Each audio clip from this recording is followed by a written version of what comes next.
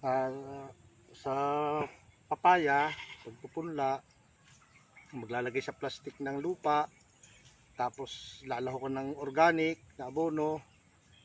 So, bago saka ilalagay yung mga buto. Pagkatapos noon, so, laging didiligan.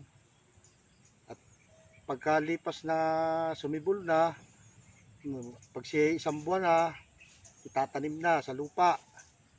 Tapos didiligan. No, pag sila'y medyo malaki-laki na ng konti, aabunuhan ng mga commercial na fertilizer. Yun, hanggang sa hahawanin na lang. At pagkatapos, pag sila'y malalaki na, yan, medyo gagahukan. Yun, hanggang sa sila'y bumunga na.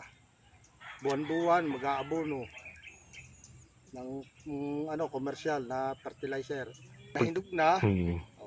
pipitasin. O, halimbawa, may nakuha naman sa dito na buyer. O, minsan, halimbawa, yung mga medyo pangit, kukuha yung kinukutsay kung tawag. Tapos, ginagawang atsara o di kaya ginagawang pickles. Yun, dinadala sa Tanawan. At doon naman maraming buyer. Malaki na tulong sa aming samahan ng mga magtatanim ng Rotarian. At unang-una, doon sa ilog, malaki na tulong nila. Unang-una, maraming salamat sa kanila sa mga naitulong nila sa amin. At sana paliwigin pa nila ang kanilang pagtulong, hindi lang dito sa Luminos, kahit sa ibang lugar.